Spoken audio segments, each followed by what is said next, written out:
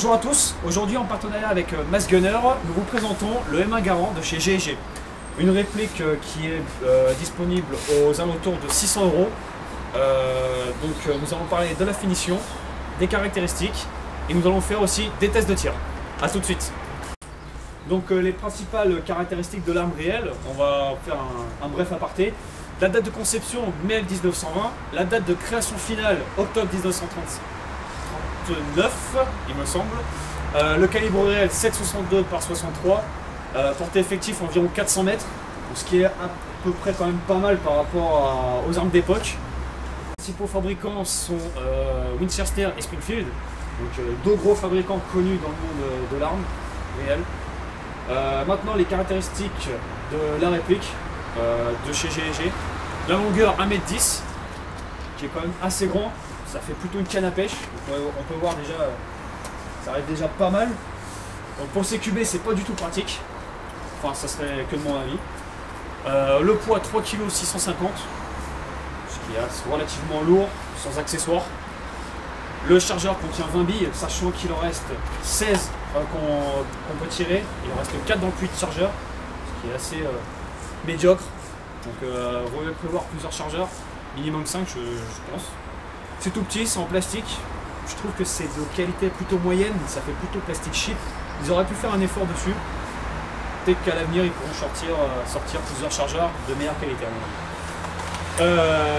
Tout ce qui est longueur du canon interne 510 mm, une très bonne précision. Alors, en 0,28 ça tape plutôt bien dans un petit groupement. A voir en 0,30 si c'est possible de lever la bille, sachant qu'en 0,28 déjà la bille lève plutôt pas mal. Diamètre du canon interne 6,08. Même les chips font mieux parfois en 6,04. Personnellement GG, je suis vraiment déçu de leur part. Pour du 6,08 ils auraient pu mettre un 6,04 au minimum. Ce qui concerne les FPS, donné pour du 400 FPS en 0,20 g.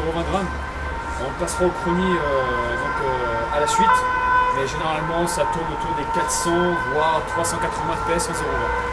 La gearbox est une gearbox spécifique copiée sur les versions 7 des M14, donc du coup, à voir sur la compatibilité des pièces, donc ce qui correspond au niveau du piston, des engrenages et autres pièces.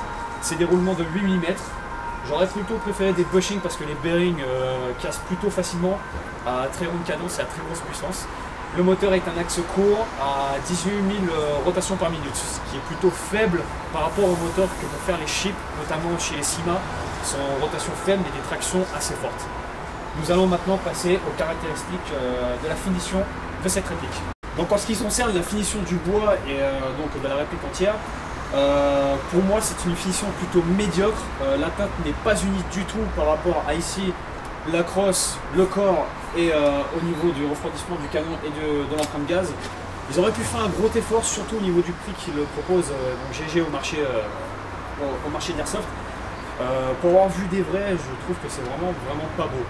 Bon, il n'y a pas de trace d'usinage, il n'y a pas de trace de découpe, c'est propre, mais la teinte n'est pas assez belle.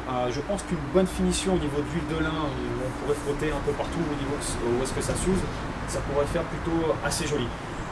Notamment qu'ici il y a un gros jeu, ici on entend vraiment bien, ils auraient pu quand même rattraper ce jeu là.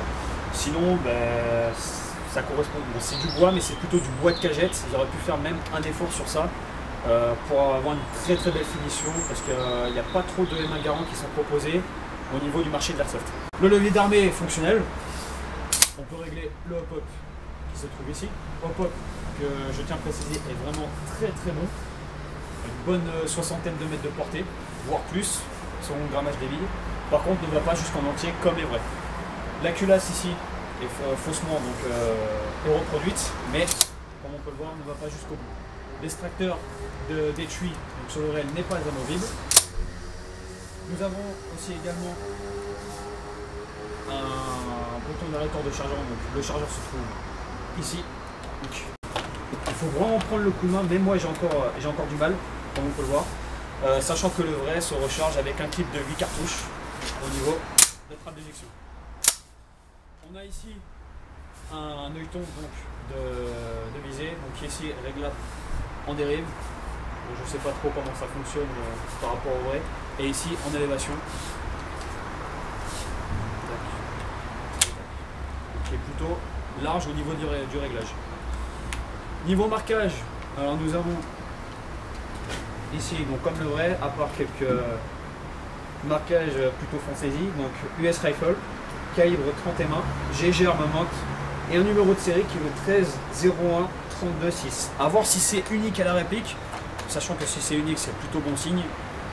Sinon ben, ça serait plutôt fantasy, ce qui est pas trop bien je trouve.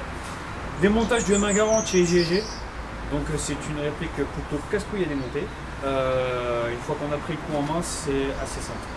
Alors tout d'abord, on va se munir d'un tournevis plat qui est assez gros, pour plus de facilité au niveau du démontage. On vient d'abord extraire le chargeur. Ensuite, on vient enlever la vis du tube à gaz qui se trouve ici. Donc c'est une vis à sens horaire. On enlève de côté, à pas de paumé surtout. On vient dévisser pareil l'embout.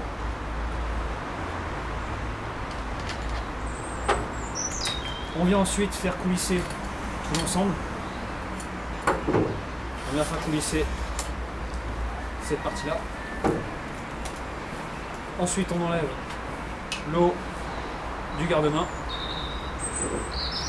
Et enfin, on peut venir enlever l'arcade de ponté. Alors, ce qui est un peu plus chiant à démonter par contre, si on n'a pas le coup de main, pareil.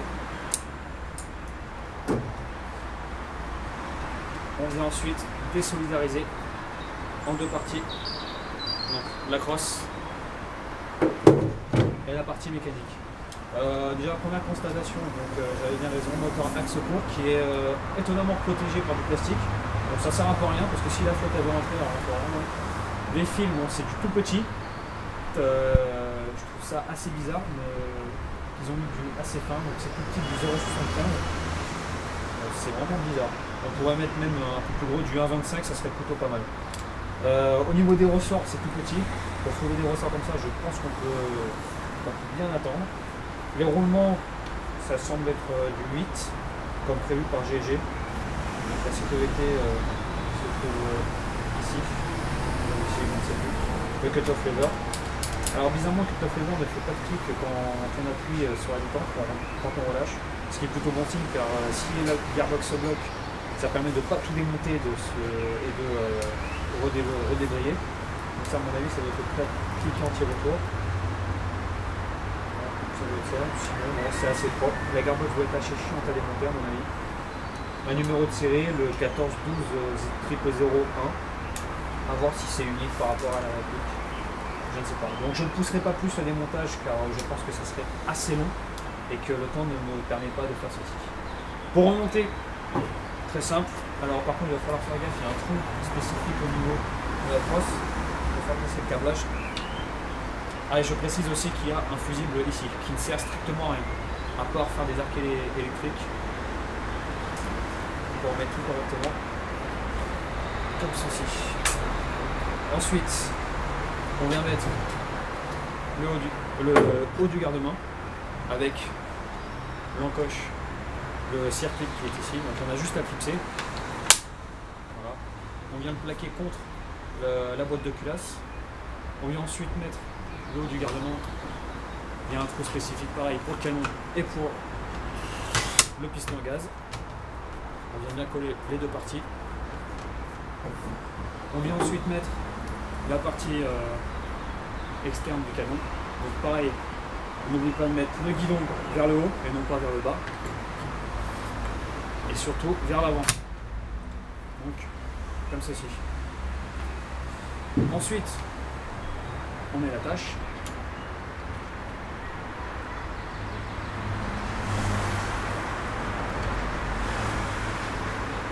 On va faire un tour pour que ça serve bien. Voilà, normalement ça va faire ceci. On vient ensuite mettre la vis du tube en plein de gaz.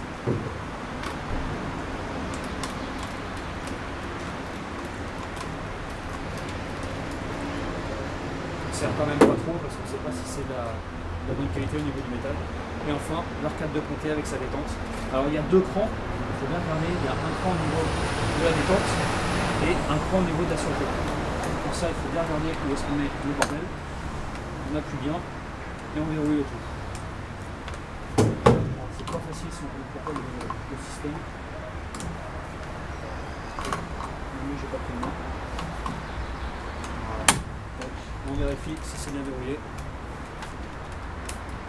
Ça fonctionne. J'avais jamais, pareil. Donc voilà, ça c'est juste le démontage chaumière. Alors, on verra plus tard pour le démontage de la carrosse.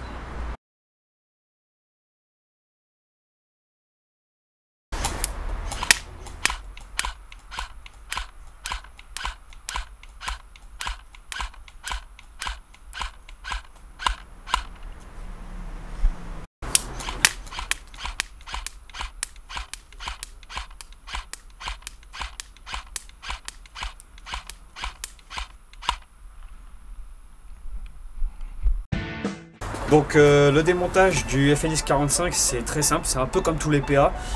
D'abord on enlève le chargeur à l'aide des boutons qui se trouvent ici et ici. C'est une réplique d'arme qui est ambiguë.